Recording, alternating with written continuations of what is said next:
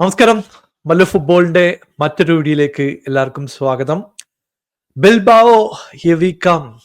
അങ്ങനെ യൂറോപ്യൻ ലീഗിന്റെ final candidate confirm ആയി കഴിഞ്ഞു. സ്പേഴ്സും മാഞ്ചസ്റ്റർ യുണൈറ്റഡും തമ്മിൽ ബിൽബാവോയിൽ വെച്ചിട്ട് ഏറ്റുമുട്ടാൻ പോവുകയാണ്. അപ്പോൾ കോണ്ടന്റ് ഇഷ്ടപ്പെടുകയാണെങ്കിൽ നിങ്ങൾ സബ്സ്ക്രൈബ് ചെയ്യാനും ഷെയർ ചെയ്യാനും മറക്കരുത്. നമുക്ക് സ്പേഴ്സിന്റെ സൈഡിൽ തന്നെ സ്റ്റാർട്ട് ചെയ്യാം.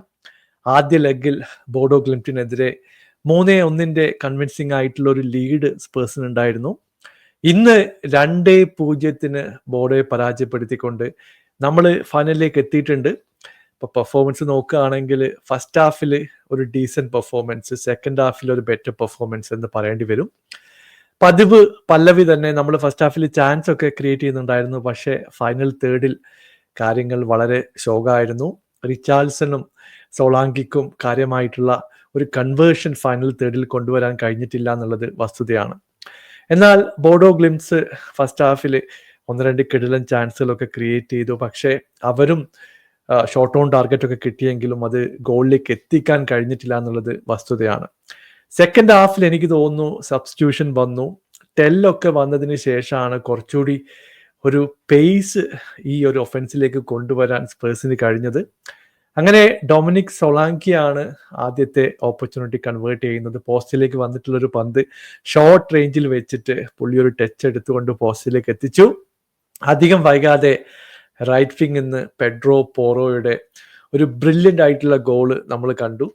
ശരിക്കും പറഞ്ഞാൽ ഒരു ക്രോസ് കൊടുത്തതുപോലെ ഗോൾ കീപ്പർക്ക് തോന്നിപ്പിക്കുന്ന ഒരു പന്താണ്. പക്ഷെ അത് കറക്റ്റായിട്ട് ഡിപ്പ് ചെയ്തു പോസ്റ്റിൻ്റെ ലെഫ്റ്റ് ഹാൻഡ് സൈഡ് കോർണറിൽ തട്ടിയിട്ട് അകത്തേക്ക് കയറി. അങ്ങനെ പെർഫെക്റ്റ് ആയിട്ടുള്ള ഒരു ഷോട്ടാണ് നമ്മൾ പെഡ്രോ പോറോയുടെ സൈഡിൽ നിന്ന് കണ്ടിട്ടുള്ളത്. എന്ത് പറഞ്ഞാൽ ഈ മത്സരത്തിൽ ബോഡോയ്ക്ക് കാര്യമായിട്ടൊന്നും ചെയ്യാൻ കഴിഞ്ഞിട്ടില്ല. അങ്ങനെ 5-1 എന്നുള്ള അഗ്രിഗേറ്റ് സ്കോറോടെ സ്പേഴ്സ് ഫൈനലിലേക്ക് എത്തിയിട്ടുണ്ട്. ഇപ്പം മാഞ്ചസ്റ്റർ യുണൈറ്റഡിന്റെ കാര്യം നിങ്ങൾക്കറിയാം. ഫസ്റ്റ് ലെഗിൽ 3-0 ഒരു കൺവിൻസിങ് ആയിട്ടുള്ള ലീഡ് യുണൈറ്റഡിന് ഉണ്ടായിരുന്നു. ഒരു റെഡ് കാർഡ് ഇൻസിഡന്റും കാര്യങ്ങളൊക്കെ വന്നിട്ടുണ്ടായിരുന്നു. സെക്കൻഡ് ഹാഫിലേക്ക് വരുമ്പോൾ ഫസ്റ്റ് ഹാഫ് ശോകമായിരുന്നു. ഇവിടെ അത്ലറ്റിക്കോ ബിൽബാവോക്ക് ഒരു ഗോൾ അടിക്കാൻ പറ്റി. അങ്ങനെ 1-0 പിറകിൽ നിൽക്കുന്ന യുണൈറ്റഡ് സെക്കൻഡ് ഹാഫിൽ ഒരു മാരക പെർഫോമൻസ് ആണ് കൊണ്ടുവന്നിട്ടുള്ളത്. 4 ഗോളുകൾ അടിച്ചു കയറ്റുകയും ചെയ്തു. ഇവിടെ മെയ്സൺ മൗണ്ടിന്റെ കാര്യം എടുത്തു പറയണം. പുള്ളി ഇന്ന് 2 ഗോളുകൾ അടിച്ചുകൊണ്ട് ഒരു കിടിലൻ പെർഫോമൻസ് ആയിരുന്നു. റാസ്മസ് ഹോയ്ലൻഡ് ഗോൾ ഷീറ്റിലേക്ക് എത്തി. അതുപോലെ കാസമിറോയുടെ സൈഡിൽ നിന്നും ഗോൾ വന്നിട്ടുണ്ടായിരുന്നു. അങ്ങനെ 4-1 എന്ന രീതിയിൽ ഇന്നത്തെ മത്സരത്തിൽ യുണൈറ്റഡ് വിജയിക്കുകയും ചെയ്തു. അങ്ങനെ ഓവറോൾ നോക്കിക്കഴിഞ്ഞാൽ 7-1 എന്നുള്ള സ്കോറോടെ യുണൈറ്റഡും ഫൈനലിലേക്ക് എത്തിയിട്ടുണ്ട്. അപ്പൊ എന്താണ് യൂറോപ്യൻ ലീഗിന്റെ ഫൈനലിൽ നമ്മൾ എക്സ്പെക്ട് ചെയ്യാൻ പോകുന്നുള്ള കാര്യം നിങ്ങൾക്ക് അറിയാം. 2 ടീമിന്റെയും ഇപ്പോഴത്തെ ലീഗ് ഫോം നോക്കിക്കഴിഞ്ഞിട്ടുണ്ടെങ്കിൽ വളരെ മോശമാണ്. 16ഉം 17 സ്ഥാനത്തൊക്കെയാണ് ഇരു ടീമുകൾ നിൽക്കുന്നത്. പക്ഷേ ഇതുപോലുള്ള കോമ്പറ്റീഷന്റെ ഫൈനലിലേക്ക് വരുമ്പോൾ ഓപ്പർച്യൂണിറ്റികൾ വളരെ അധികമാണ്. ഒന്ന്, ചാമ്പ്യൻസ് ലീഗിലേക്ക് ക്വാളിഫൈ ചെയ്യപ്പെടാം.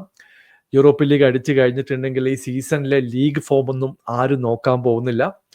ആൻഡ് പോസ്റ്റക്കോഗ്ലുവിന്റെ 2ാമത്തെ സീസണാണ്. പുള്ളി ആദ്യം പറഞ്ഞതുപോലെ ഈ സീസണിൽ കപ്പടിക്കാനുള്ള ഒരു ഗോൾഡൻ ഓപ്പർച്യൂണിറ്റിയാണ് സ്പേഴ്സിനെ തേടി എത്തിയിട്ടുള്ളത്.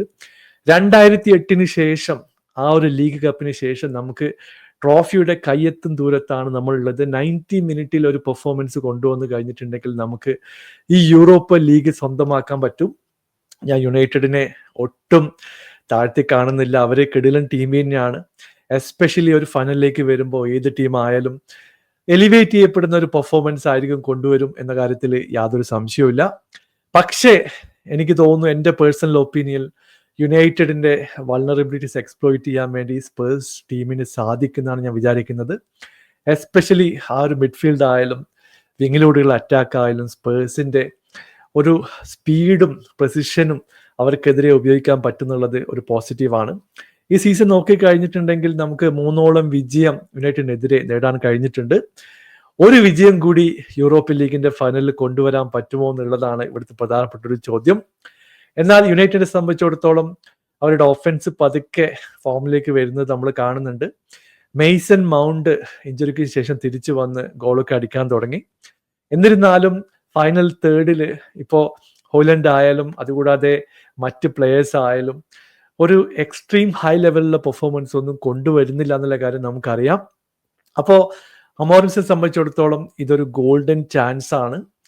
ഫസ്റ്റ് സീസണിൽ തന്നെ ഒരു കപ്പ് അടിക്കുക എന്ന് പറയുന്നത് അത്ര ഈസി ആയിട്ടുള്ള കാര്യമല്ല. എന്തായാലും നല്ലൊരു പെർഫോമൻസ് ആണ് ഇരു ടീമുകളുടെ സൈഡിൽ നിന്ന് നമ്മൾ പ്രതീക്ഷിക്കുന്നത്. നിങ്ങളുടെ അഭിപ്രായത്തിൽ ഏത് ടീമിനാണ് കപ്പടിക്കാൻ സാധ്യത എന്ന് താഴെ കമന്റിൽ അറിയിക്കുക. പുതിയൊരു വീഡിയോയുമായി വീണ്ടും കാണാം. Thank you so much for watching. Bye for now.